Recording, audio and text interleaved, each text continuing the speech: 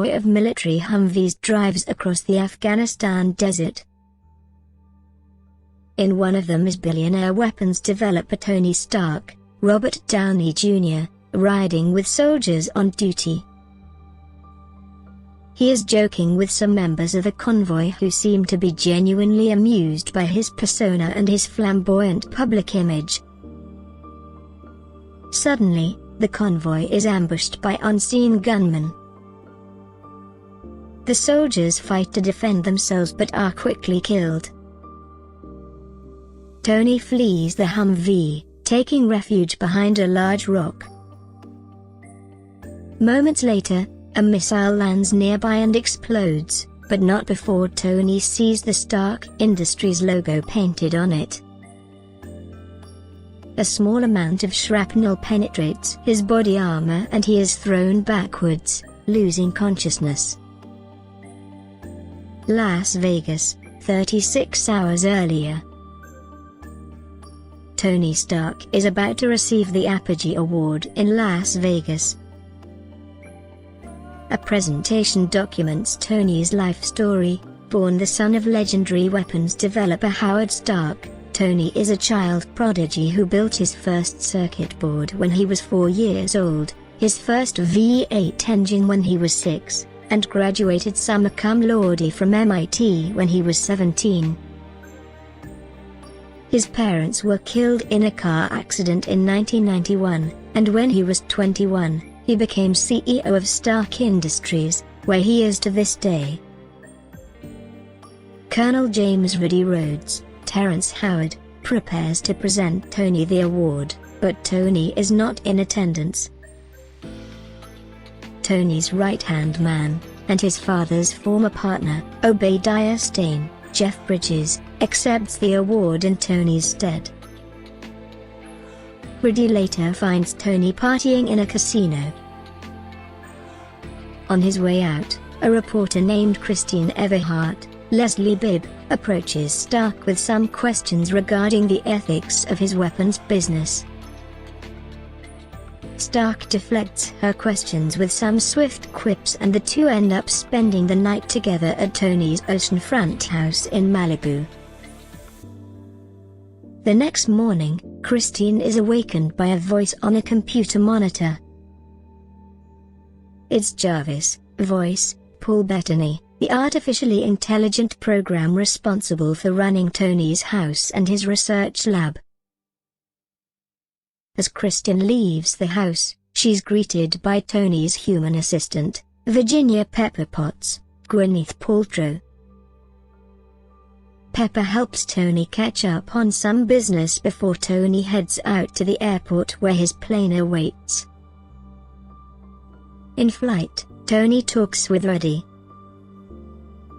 Rudy is unhappy about Tony's lax attitude, and Tony tries to get his old friend to relax. Before long they are drunk and leering at the flight attendants. Tony arrives at a military outpost in Afghanistan to demonstrate his company's latest project, the Jericho, an advanced super missile system. After the demonstration, Tony gets a phone call from Obadiah and they are both pleased that the demonstration went well. Refusing to ride with Rudy, Tony takes off in another Humvee where the ambush from the opening of the story takes place. Much later, Tony regains consciousness in a cave.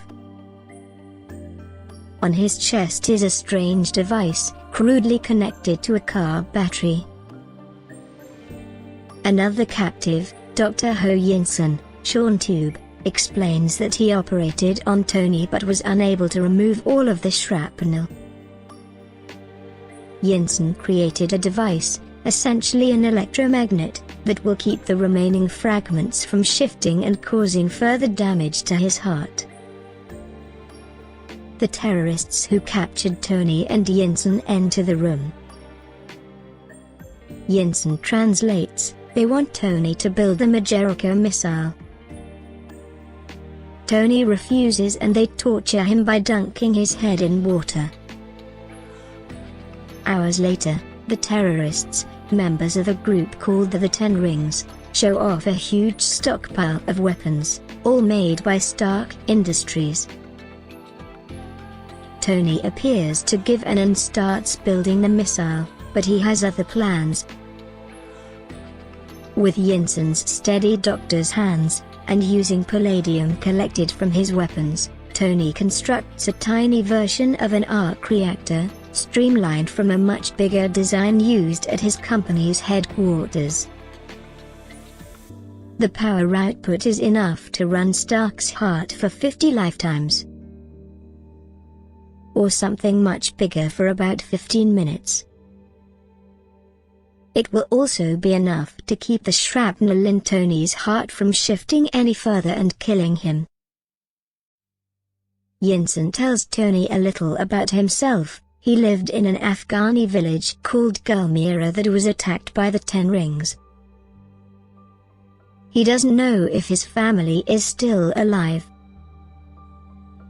He also reveals that he'd met Tony years before at a conference, but Tony was so drunk that night he probably doesn't remember him. Tony is spurred and seems to have a change of heart. He begins to draw up plans for a weapon system, an armored suit powered by the arc reactor that he will wear and use to defeat the terrorists. Midway through construction, the head of the Ten Rings, Raza, Farhan Tahir, arrives and threatens to torture Jensen, angry because he thinks Stark is not working on the Jericho as they wanted. Tony bargains for Jensen's life, saying he makes a good assistant. Raza gives them one more day to finish. Working furiously overnight, Tony completes his project. Jensen traps Tony into the completed armored suit, telling him the way out of the cave. They set off a bomb inside the cell door as a distraction for the guards as Tony powers up his suit. Jensen realizes that they will not have enough time. Over Tony's protests, he grabs a gun and runs off to distract the surviving guards. Tony, his suit now fully powered, muscles his way through the cave. The guards try to stop him, but his suit easily deflects their weapon fire and he beats them off or kills them. He also fires one of the suit's missiles at Raza himself, who is flung out of sight by the blast. Halfway out of the cavern, Stark finds Jensen, mortally wounded. Jensen reveals that this was his plan, sacrificing himself so Tony could escape. Jensen's family is already dead and he will now see them again in the afterlife. Tony tearfully thanks Jensen for saving him. Jensen's last words to Stark are not to waste his second chance at life. Tony turns his suit on the remaining terrorists, igniting flamethrowers and firing missiles. He destroys their stockpile of weapons, but some of their larger caliber weaponry begins to damage his suit. He uses rudimentary jetpack to launch himself out of the valley. Not long after firing, his jetpack fails and he survives a crash in the desert. Stark leaves the suit behind and hikes through the desert until a couple of US helicopters fly overhead. A group of soldiers, led by Reddy, come across Tony. Reddy is overjoyed to find that his friend is alive. Tony is quickly flown back to the United States. Upon his arrival at Edwards Air Force Base, Pepper wants Tony to receive medical treatment, but Tony says that there are only two things he wants: an American cheeseburger and a company press conference. So Tony appears before a group of reporters and, clearly humbled and no longer the arrogant CEO he was before his capture, announces that he intends to shut down Stark Industries' weapons manufacturing division immediately. At the same time, Pepper is approached by Agent Phil Coulson, Clark Gregg, from Strategic Homeland Intervention, Enforcement and Logistic Division. They want to talk to Tony about his capture. Pepper schedules an appointment for them. That evening, Obadiah confronts Tony about his actions, furious. Obadiah knows that the stock value for their company, and, by extension, their financial status, is going to take a serious drop because of this announcement. Tony wants Stark Industries to move forward with arc reactor technology, but Obadiah thinks that the arc reactor is nothing but a publicity stunt. Through the conversation, Tony ends up revealing his Mark I chest piece to Obadiah but refuses to allow the device to be studied for production. Stain convinces Tony to lie low for a while so the company can sort things out. Pepper watches Jim Cramer deliver a scathing news segment on Mad Money on the declining value of Stark Industries when Tony asks for her help. He's created an upgraded and much more powerful mini-arc reactor, the Mark II chest piece, but can't install it into his chest without someone to help. His assisting robot, Dummy, tried to insert the arc reactor but failed, and Pepper's hands are small enough to fit inside the chamber in Tony's chest. Pepper accidentally yanks out the cords for the old reactor too soon, putting Tony on the verge of cardiac arrest. They manage to complete the process in time. Tony tells Pepper to destroy the old model since he's not a sentimental person. Tony visits Rhodes and asks for help with a new private project. Rudy does not agree with Tony's approach. He thinks Tony is suffering from post-traumatic stress disorder because of his capture and needs time to recover. Tony turns to his other best friend, Jarvis, for help. Tony's plan is revealed to be an upgrade of his armored suit, referred to as Mark II. The suit from the terrorist cave was Mark I. Tony, studying a 3D CGI mapped image of the Mark I, discards many of the components, streamlining the design. Meanwhile, Raza, having survived his battle with Stark and severely scarred by the rocket attack in the cave, searches the desert, gathering all fragments of the Mark I suit that Tony left behind. Tony decides that the first thing he has to do is to perfect the armor's flight system. Since the leg-mounted jets prove too unstable, he creates repulsors for the feet and palm-mounted stabilizers for balance. Pepper comes in when he is testing the stabilizers and they find that it also creates a powerful repulsion beam that could also be used as a weapon. In his first test, the repulsor blows him backward. Pepper leaves a paper-wrapped box on Tony's desk as a gift. Obadiah visits Tony and reveals that the board of directors has filed an injunction to gain control of Stark Industries. Tony isn't worried, he still maintains controlling interest in Stark Industries. After several failed and painful attempts, Tony perfects his flight system, and is delighted at the prospect of flying. The Mark II armored suit is soon finished. It looks like a heavily streamlined version of Tony's Mark I armor. Tony connects with Jarvis to monitor the progress in the suit. Against Jarvis's advice, Tony takes it out for a test flight, and he is thrilled by the suit's functionality. Tony pushes the limit for high atmosphere flying, but at such great heights the freezing air causes the suit to become coated with ice and his power supply shuts down. Tony is barely able to reactivate his thrusters in time to avoid crashing into the ground.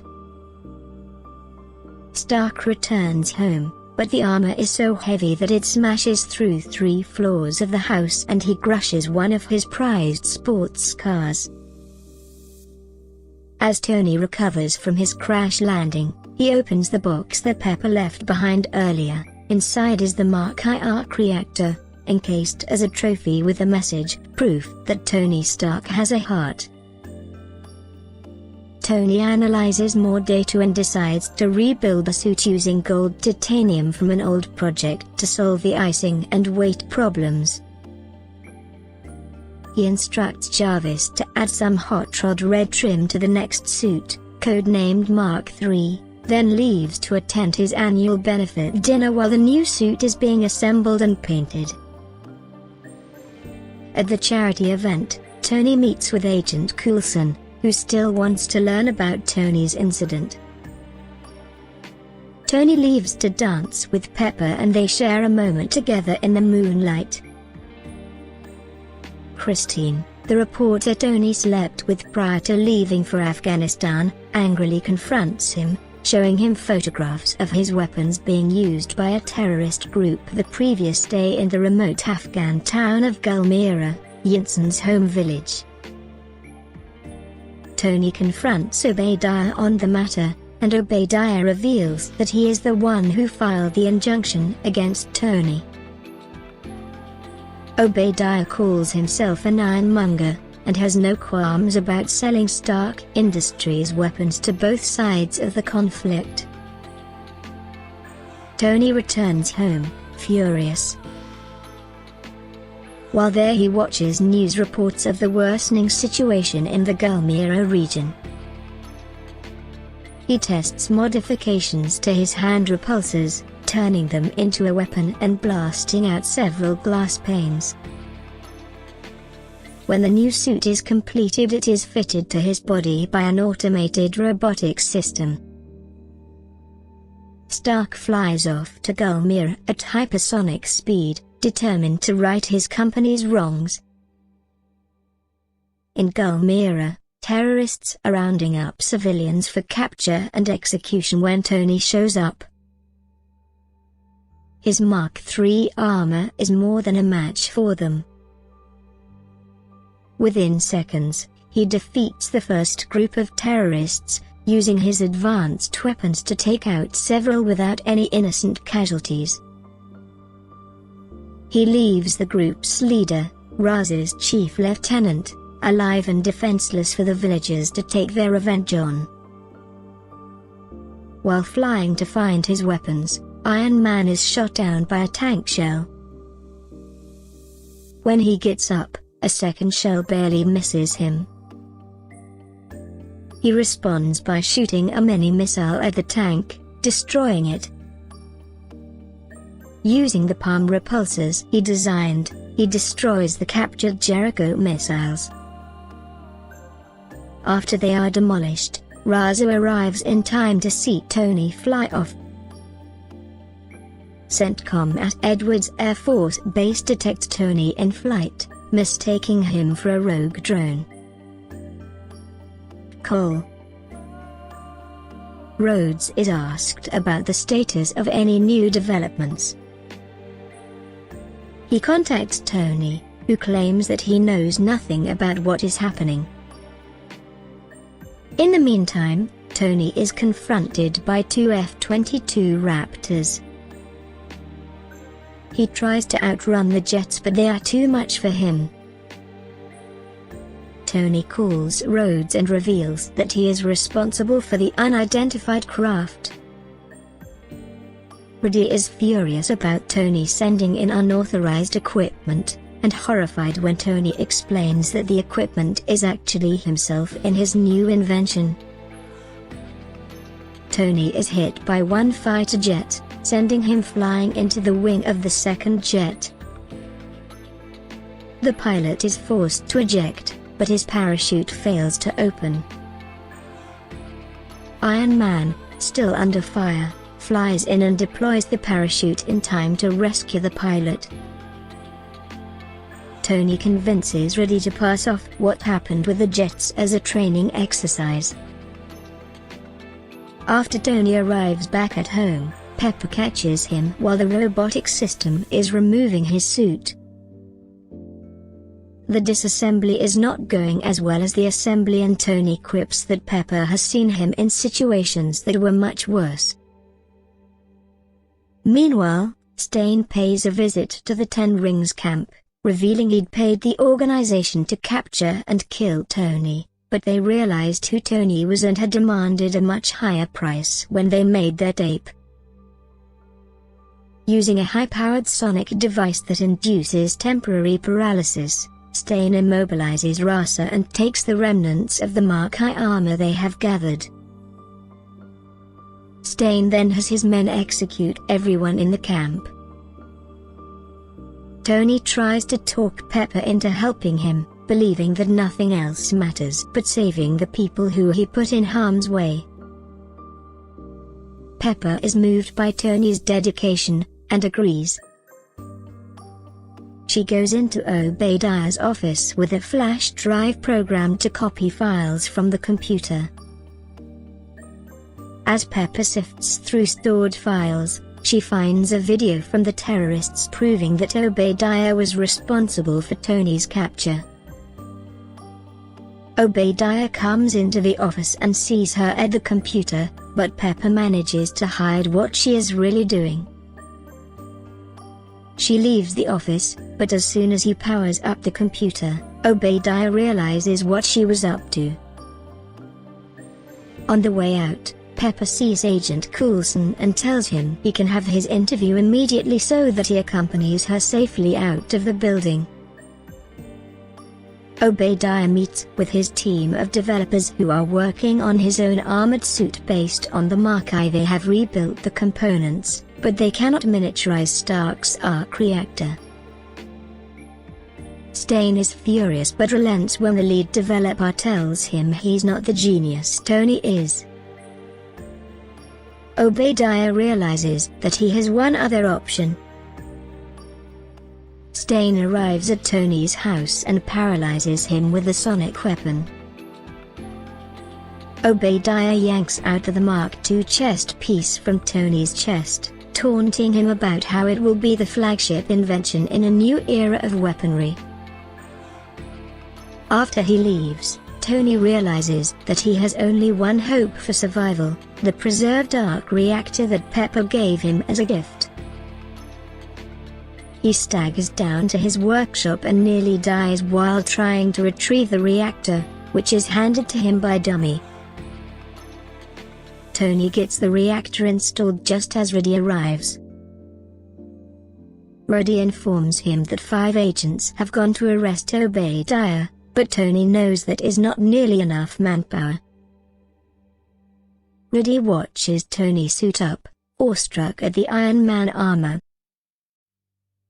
Ruddy asks if there's anything Tony needs. Tony asks him to keep the skies clear.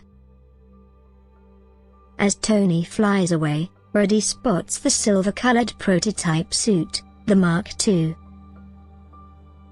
Then shakes his head and mumbles next time. Pepper, Coulson and several other agents arrive at Obadiah's research facility. They spot the Mark I armor and a storage location where something else was kept. Just then, a gigantic robotic suit comes to life and attacks them. It's Obadiah's counterpart suit, codenamed the Ironmonger, powered by the chest piece he stole from Tony. While Tony flies towards the research facility, Jarvis warns him that he has only about half power in the suit because the older chest piece wasn't designed to power the Mark III during sustained flight. Tony arrives just as Obadiah is about to execute Pepper. The two ironclad warriors begin a huge, brawling battle that spills into the streets near Stark Industries while Tony tries to protect any innocent civilians. Tony flies into the upper atmosphere, drawing Obadiah along with him. Obadiah struggles, but before long his suit begins to freeze up. It has the same icing problem that Tony's Mark II had. Obadiah begins to fall back to Earth, leaving Tony hovering above. The old Iraqi reactor begins to lose power rapidly and Tony falls back to Earth, landing on top of his factory, running on auxiliary backup power. Back on the ground, Obadiah attacks Tony again. Tony manages to disable the weapons tracking system in Obadiah's suit and evades Obadiah long enough to instruct Pepper to overload the building's arc reactor, which will generate a shockwave strong enough to disable Obadiah's suit. Pepper is hesitant, believing that Tony could also be killed. Tony manages to keep fighting while she builds up power to the reactor. The reactor releases its shockwave, knocking out the Ironmonger suit, which falls into the reactor, killing Stain and destroying the reactor. Stark's original mini-arc reactor sparks back to life, allowing Tony to survive. Days later, Rudy holds a press conference about the incident with the two robots. Tony is impressed with the name the newspapers come up with, Iron Man, and plans to adopt it. Agent Coulson has released cover stories about the death of Obadiah, who will die in a small plane crash while Tony is supposedly elsewhere, and the truth about Iron Man, who will be referred to as Stark's bodyguard. Pepper thanks Coulson but cannot remember the full name of the group he belongs to. Coulson tells them to call it SHIELD and says that they will be in touch again. Tony goes before the reporters once more, and prepares to comply with the cover story. But, as he begins talking, he throws away his notes and declares, "I am Iron Man." The press goes into a frenzy.